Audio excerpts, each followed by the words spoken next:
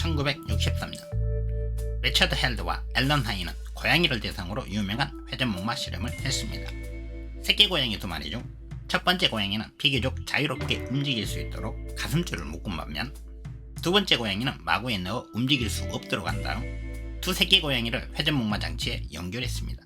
회전목마가 돌아가면 가슴줄을 묶은 첫 번째 고양이는 적극적으로 주변 환경을 열심히 살피지만 마구에 넣어 움직일 수 없게 한 두 번째 고양이는 자신을 통제할 수 없어 소극적으로만 주변 환경에 반응했습니다.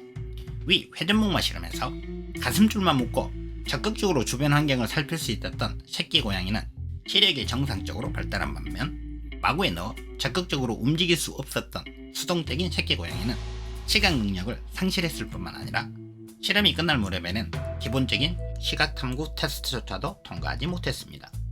이 단순한 실험을 통하여 한 가지 중요한 사실이 밝혀졌습니다. 살아있는 생명체가 적절한 시력을 발달시키기 위해서는 세상에 대한 적극적인 탐구가 필요하다는 것이었습니다.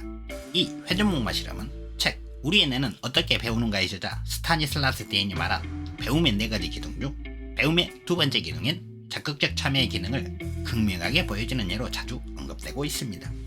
따라서 배움에 적극적으로 참여하지 않는 모든 수동적인 생명체는 세상살이에 필요한 온갖 사물에 관한 지식을 거의 또는 전혀 배우지 못하게 됩니다. 스타니슬라스 데인이 말한 배움의 4가지 기능 중 첫 번째 기능 주의에 관한 내용은 위에 걸어둔 링크를 참고하시기 바랍니다. 오늘 영상은 스타니슬라스 데인이 우리의 뇌는 어떻게 배우는가라는 책에서 말하고 있는 배움의 두 번째 기능인 적극적 참여에 관한 이야기를 해보도록 하겠습니다. 효율적으로 배운다는 것은 수동성을 거부하고 적극적으로 참여하여 탐구하고 자기의 생각을 정리한 후 그 생각을 실제 행동으로 옮겨 직접 현실 세계에서 검증한다는 것을 의미합니다.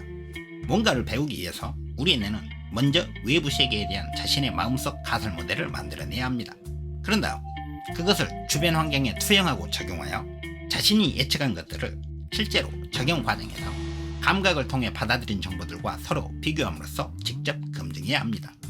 이러한 과정을 거치면서 명확한 목표를 가지고 그것을 달성하기 위하여 지속적으로 전력 투구할 때만 우리는 진짜로 어떤 것을 제대로 배울 수 있습니다. 적극적 참여는 손발에 의해 이루어지는 물리적 노동이 아니라 뇌에서 일어나는 현상을 말하는 두뇌의 정보 처리 작용입니다.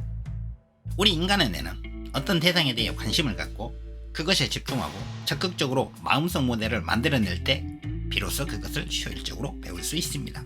즉 배우는 사람이 관심을 가지고 생각과 기대를 하면서 실수할 위험을 무릅쓰고 그 생각과 기대를 외부에 적극적으로 제시할 때만 배움이 가능해집니다. 인지심리학에 단어 처리 깊이 효과라는 것이 있습니다.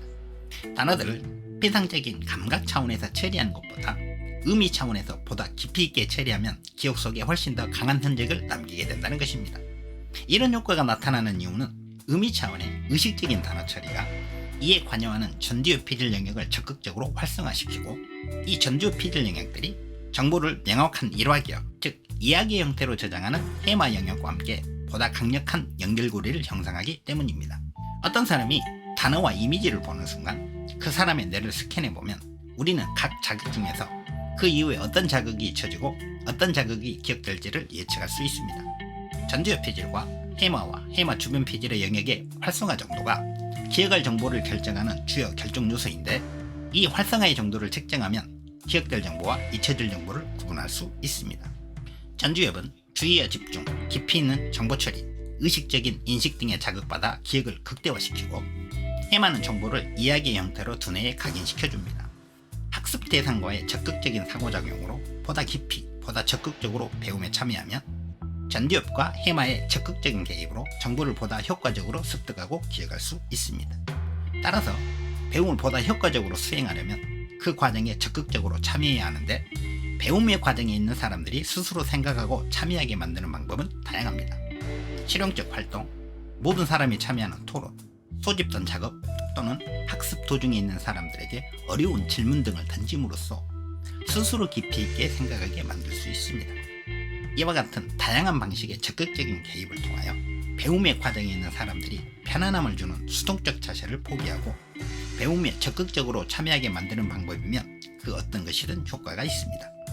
학습 내용을 보다 잘 기억하는 실용적 활동의 예를 들어보자면 학생들을 지도할 때 학생들에게 문제를 직접 풀어보라고 하기 전에 교사가 먼저 어느 정도 자세한 예시를 보여준 후 이를 근거로 학습하게 하면 배우는 학생들의 학습 효과가 가장 극대화됩니다. 아이들은 설명과 함께 직접 해보는 경험을 곁들여 가르칠 때 배운 것들을 훨씬 더 깊이 이해하기 때문입니다. 이와 함께 학생들에게 동기를 부여해주고 적극적으로 학습에 참여하게 하면 효과는 더욱 극대화됩니다. 또한 학생들을 가르칠 때 교사는 학생 각자에게 명확한 교육학적 지침을 반드시 제시해주고 동시에 학생에게 최대한 빨리 그러나 점진적으로 목표 지점에 다다를 수 있도록 조직적 학습 환경도 함께 제공해 주어야 합니다. 학생으로 하여금 적극적으로 학습 과정에 참여하게 하면서 동시에 교사 입장에서 세심하면서도 사려 깊은 교육 과정들을 제공해주면 학습 효과는 가장 극대화됩니다. 적극적인 참여와 즐거움 그리고 자율성이 강조되는 가운데 교육 방식에 대한 분명한 지침이 주어지고 흥미로운 학습 자료들이 적절하게 제공되면 학생들은 더욱 효과적으로 정보를 받아들일 수 있습니다. 학습 과정에서는 다음의 사실들을 반드시 기억해야 합니다. 우리 뇌는 너나 할 것 없이 모두 음성 언어보다는 그림을 보다 잘 기억하며 또 정보가 시각과 청각 모두에 전달될 때, 즉 시청각 경험을 함께 할 때 정보를 더 잘 기억합니다.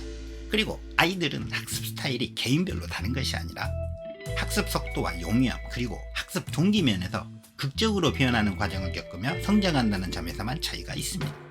그래서 아이들은 학습 내용이 특정 난이도에 맞추어진 교사들의 개별적인 지도에 큰 도움을 받을 수 있습니다.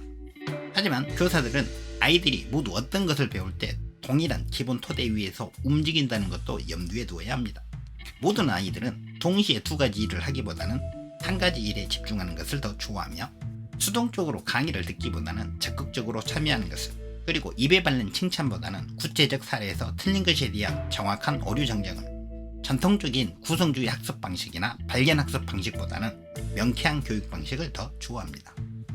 모든 사람에게 있어 배움에 대한 적극적인 참여의 토대가 되는 것들 중 하나는 배우고자 하는 욕망 또는 지식에 대한 갈망인 호기심입니다. 호기심은 교육 결과로 나타나는 후천적 효과가 아니라 우리가 노력하는 과정을 통하여 발현시켜야 하는 타고난 기능 내지 능력입니다. 인간은 무언가를 알려는 열정을 선천적으로 가지고 태어나며 늘 새로운 것을 추구하고 주변 환경을 적극적으로 탐구해 배울 만한 것들을 찾아냅니다. 여기서 살짝 호기심이라는 것이 다윈의 질환으로는 어떤 필요성에 부응하는지를 간략하게 살펴보고 영상을 마무리하겠습니다.